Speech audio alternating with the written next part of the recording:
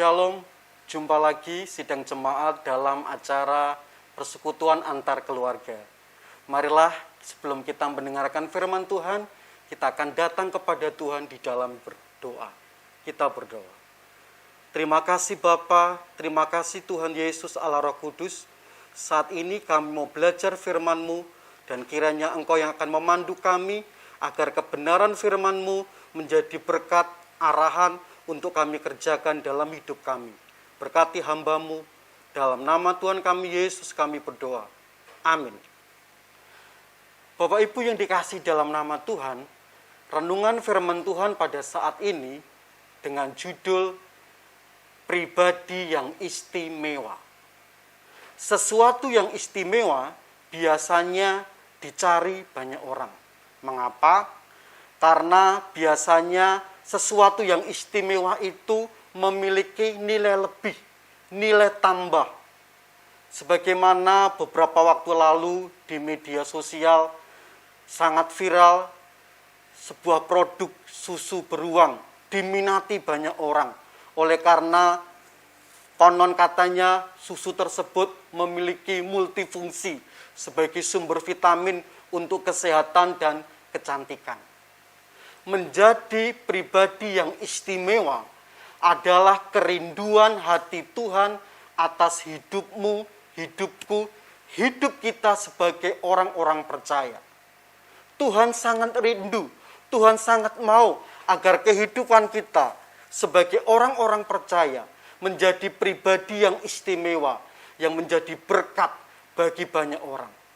Persoalannya, bagaimana agar hidup kekristenan kita menjadi pribadi yang istimewa.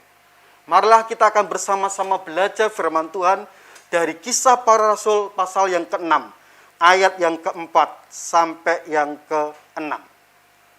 Dan supaya kamu sendiri dapat memusatkan pikiran dalam doa dan pelayanan firman. Usul itu diterima baik oleh seluruh jemaat. Lalu mereka memilih Stefanus, seorang yang penuh iman dan Roh Kudus, dan Filipus, Prokorus, Nikanor, Timon, dan Parmenas, dan Nikolaus, seorang penganut agama Yahudi dari Antioquia. Mereka itu dihadapkan kepada Rasul, lalu Rasul itu pun berdoa dan meletakkan tangan di atas mereka. Kisah Para Rasul pasal yang ke-6 yang baru saja kita baca menjelaskan tentang kisah penunjukan 7 orang diaken yang melayani para janda. Para rasul telah menetapkan 7 orang dengan kualifikasi tertentu untuk melayani khusus pelayanan janda-janda. Dari 7 itu, kita akan belajar satu pribadi yang menurut hemat saya begitu istimewa, yaitu Filipus. Nama Filipus tidak setenar sebagaimana nama besar Paulus dan Petrus. Namun kalau kita membaca dalam Kisah Para Rasul, kita akan dibuat berdetak kagum. Seorang Filipus yang sederhana, yang tidak pernah diperhitungkan sebelumnya, tiba-tiba muncul menjadi seorang pekabar Injil yang luar biasa. Dia begitu istimewa karena sepanjang hidupnya mampu memberikan kontribusi yang nyata, memberikan sumbangsi yang sangat nyata bagi perkabaran Injil pada saat itu. Yang menjadi pertanyaan buat kita adalah, apa sih istimewanya dari sosok seorang Filipus ini?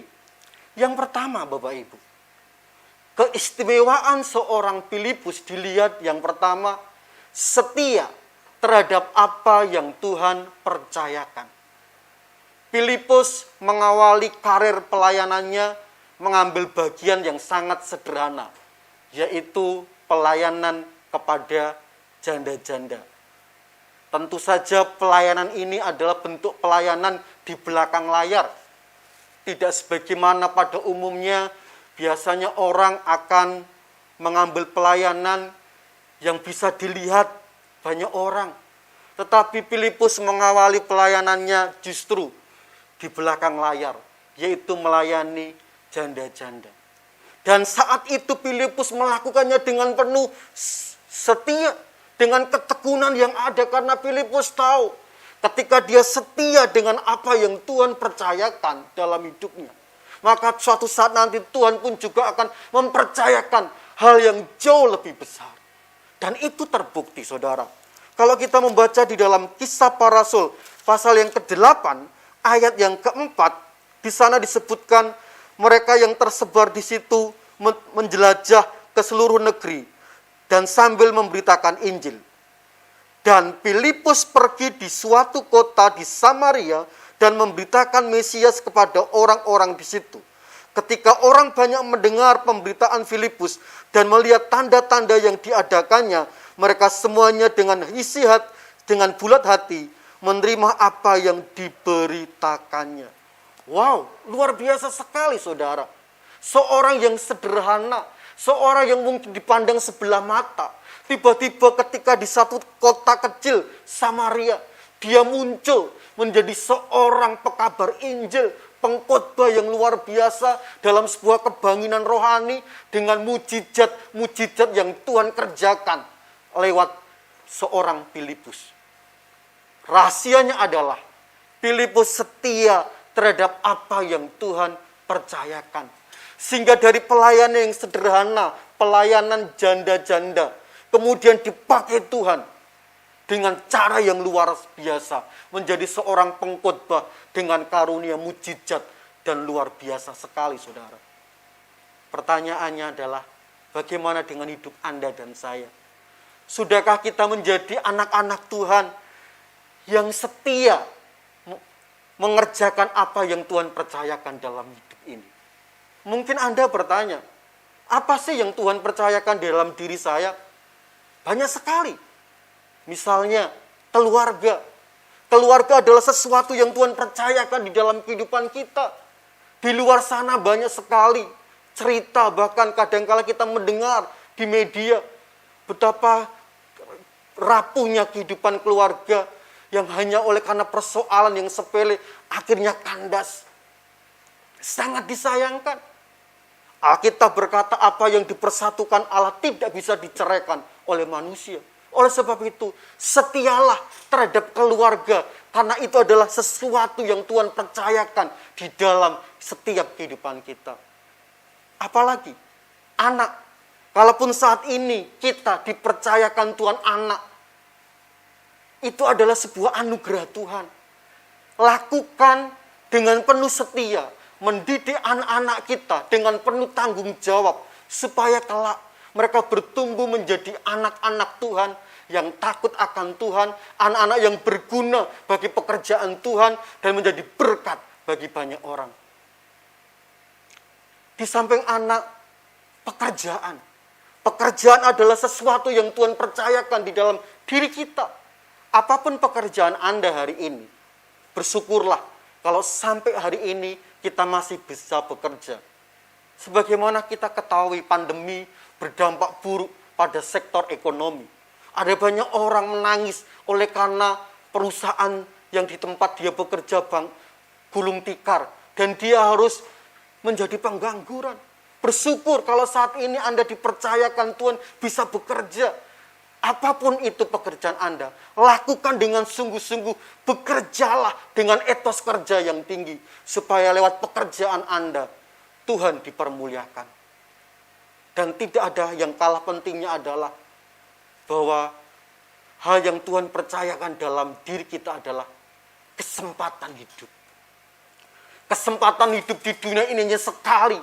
Dan kita tidak tahu kapan waktu huni kita di dunia ini. Oleh sebab itu, selama kesempatan hidup ini diberikan buat kita, marilah kita dengan setia mengerjakan bagian kita. Kita isi dengan hal yang berguna untuk kemuliaan nama Tuhan. Karena waktunya sangat singkat. Oleh sebab itu, sidang jemaat yang dikasihi dalam nama Tuhan, belajar dari Filipus, setia terhadap apa yang Tuhan percayakan. Itulah salah satu yang menjadi keistimewaan Filipus. Hal yang kedua, apa istimewanya seorang Filipus? sehingga dia menjadi satu pribadi yang istimewa, yang memberi kontribusi besar dalam pekabaran Injil. Di dalam ayat yang ke-26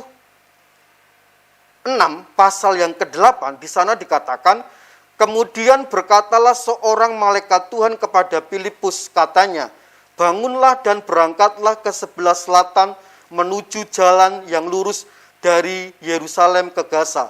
Jalan itu jalan yang sunyi. Perhatikan ayat 27. Lalu berangkatlah Filipus, adalah seorang Etiopia, seorang Sida-Sida, pembesar dan kepala perbendaraan Sri Kandake, ratu negeri Etiopia, yang pergi ke Yerusalem untuk beribadah. Sidang jemaat yang dikasih dalam nama Tuhan, hal yang kedua, keistimewaan seorang Filipus adalah peka dan taat. Peka dan taat akan perintah Tuhan. Hal ini bisa kita lihat saat itu belum lama Tuhan mempercayakan pekerjaan yang besar, pekerjaan yang spektakuler atas diri seorang Filipus. Tampil menjadi pengkhotbah yang luar biasa dengan karunia mujizat. Tiba-tiba malaikat Tuhan menemui Filipus untuk kemudian meninggalkan kota kecil Samaria untuk pergi di sebuah tempat jalan yang sunyi, yaitu jalan Gaza. Tentu ini bukan perkara yang mudah. Sementara pemakaian Tuhan yang begitu luar biasa atas Filipus, tiba-tiba dia harus memenuhi panggilan Tuhan secara khusus. Disinilah kita melihat keistimewaan seorang Filipus. Filipus belajar peka dan taat akan perintah Tuhan. Filipus tahu ketika Tuhan memanggil dia untuk pergi, sekalipun itu adalah tempat yang sunyi, sepi, Filipus percaya ada maksud rencana Tuhan yang jauh lebih besar untuk kedepannya. Dan akhirnya Filipus mengikuti apa yang dimaui oleh malaikat. Di sana dia bertemu dengan seorang Sida-Sida dari Etiopia. Singkat kata, lewat Filipus, akhirnya Sida-Sida ini percaya kepada Tuhan Yesus Kristus. Dan sebagai catatan, akhirnya Sida-Sida ini pergi pulang ke Etiopia dan memberitakan Injil di sana. Sehingga Etiopia boleh dimenangkan Kristus. Andai saja waktu itu Filipus tidak mengiyakan apa kata Tuhan, mungkin saja Etiopia belum diselamatkan oleh Kristus. Tapi puji Tuhan, oleh karena kepekaan dan ketaatan seorang Filipus, pekerjaan Tuhan nyata dan akhirnya Etiopia boleh dimenangkan sampai hari ini. Sidang jemaat yang dikasih dalam nama Tuhan, jadilah pribadi-pribadi yang istimewa dengan cara yaitu sederhana. Menjadi orang-orang yang peka dan taat.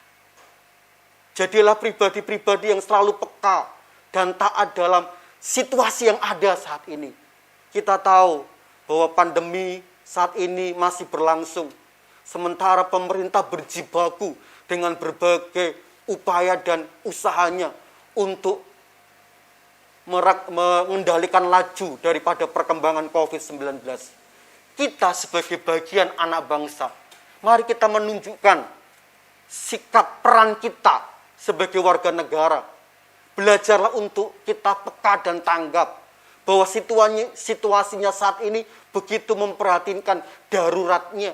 Perkembangan COVID begitu tajam naiknya secara signifikan. Mari kita tunjukkan peran kita sebagai warga negara. Kita taati protokol kesehatan sebagaimana yang selalu dicanangkan oleh pemerintah. Taatilah. Dan kita hari-hari ini dibuat miris oleh karena berita di luar sana. Perkembangan virus yang begitu luar biasa cepat. Banyak korban meninggal. Mari, jangan abai terhadap apa yang saat ini ada di sekitar kita.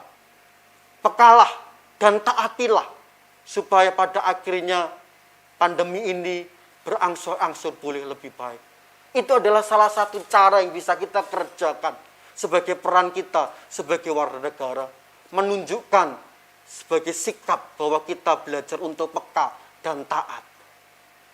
sebagai penutup, mari jadikanlah hidup kita menjadi pribadi-pribadi yang istimewa, di mana nama Tuhan dipermuliakan dan hidup kita menjadi berkat bagi banyak orang. Tuhan memberkati Bapak Ibu. Amin. Mari kita akan berdoa. Terima kasih Tuhan Yesus, pada kesempatan hari ini kebenaran firman-Mu telah disampaikan. Biarlah kami boleh belajar dari seorang Filipus, menjadi pribadi yang istimewa. Setia terhadap apa yang Tuhan percayakan, kami boleh mengerjakannya dengan semaksimal mungkin, dengan kesungguhan, dan pada akhirnya kami boleh menjadi pribadi-pribadi yang peka dan taat. Sebagai bagian warga negara, kami boleh menunjukkan peran serta kami untuk mendukung program pemerintah dalam menanggulangi laju yaitu penyebaran COVID-19 saat ini. Terima kasih Tuhan. Di dalam nama Tuhan kami Yesus Kristus, kami berdoa dan bersyukur. Haleluya. Amin.